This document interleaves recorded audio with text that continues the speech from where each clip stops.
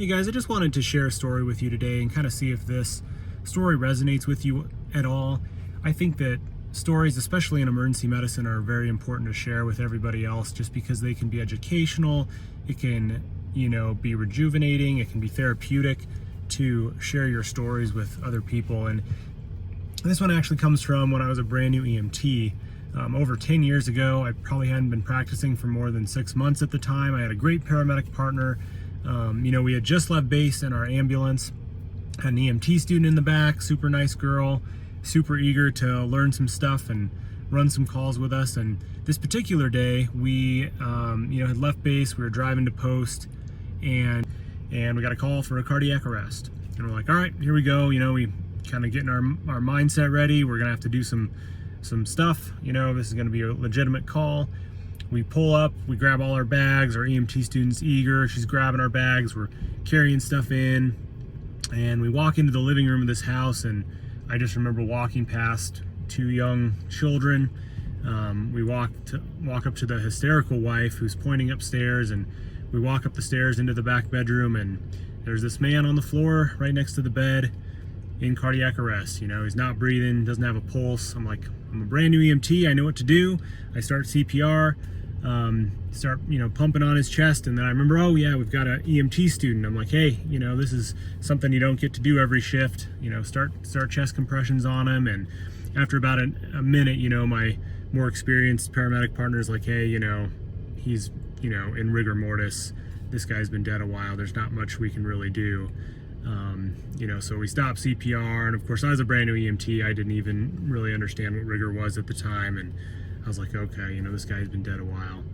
And while my paramedic partner kind of explains to wife that her husband's dead, there's nothing we can do for him at this point. I'm loading the bags up back in the ambulance, we're putting the ambulance back together, and I'm trying to put up this big facade of this doesn't bother me, like in front of our EMT student, and we see this stuff every day, like this isn't a big deal. If this bothers you, then this isn't the career field for you, and trying to sound impressive like it didn't bother me at all. And we finished getting the ambulance back together, and I'm still kind of talking like this, like I've seen 1,000 deaths, it's not a big deal. And my paramedic partner's like, Aaron, hey, she's crying back there. And I was like, oh.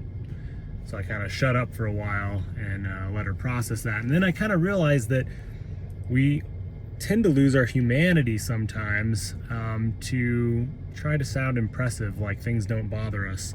And, just like that EMT student crying in a completely appropriate way. I mean, she just witnessed the father of this family, this father of 2 young kids, this husband, this dad, he's dead and he's not coming back, and it's a very appropriate response to cry about it. I think it's less appropriate when you can just ignore that and brush it under the rug and not process it. It's actually more appropriate, I think, to actually show some emotion about it. But so often, especially in emergency medicine, we have to shut down that part of us and see people as patients and not see them as human. And we have to do that a lot of times because it's our job. We can't see everyone as a human, or this job will emotionally kill you and you'll go home crying at the end of every shift. So we have to see patients as patients and not as humans sometimes. And so I completely understand that side of things, but I think we also tend to lose our humanity when we ignore the way we're actually feeling and we don't process it properly. And I don't really have like a lesson behind this story other than to say, share your stories with people. Things that impact you, you need to talk about them. It doesn't have to be in the moment. You don't have to debrief after every traumatic patient. You don't have to go cry in a closet after every dramatic situation you see in emergency medicine. But at some point, share your stories, share the things that you've seen with other people to help process that. I think it's very therapeutic. And I think stories are very important. And I want to know if this kind of stuff resonates with you guys. Let me know if you want to share your stories. I anticipate here soon doing a podcast where I bring on some people, some nurses, some EMTs, paramedics, docs, to kind of share some of our stories together, like we're just sitting down at coffee. If that's something you guys would be interested in, stay tuned and check out my channel, subscribe to make sure you don't miss it. But I think that's what I'm going to work on next, and try to get some good stories for you guys to help you process your own traumatic stories and help them process the situations that they've seen.